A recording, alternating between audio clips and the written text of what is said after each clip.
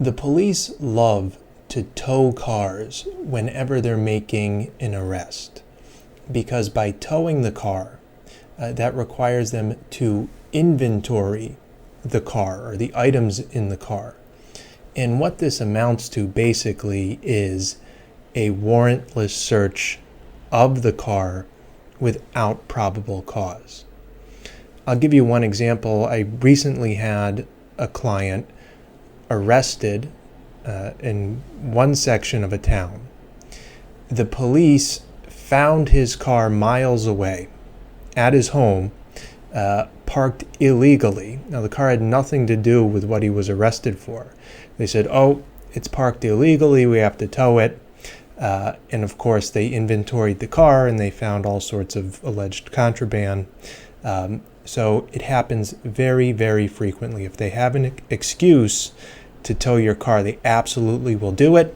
And during the inventory, although they're just supposed to be checking and taking note of what items are there, they are absolutely searching for anything they can use to charge you with an additional crime.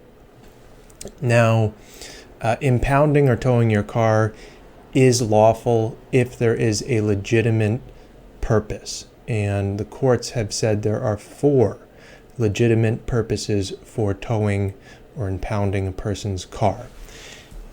And they are, number 1, to protect the vehicle and its contents from vandalism.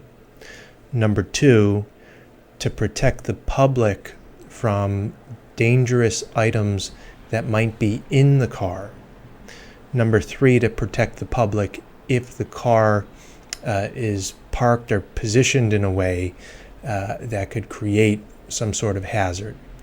And number 4, if the car is legally parked on property that is not owned by the car owner, the police can have it towed simply to spare the owner of the property the burden of having it towed.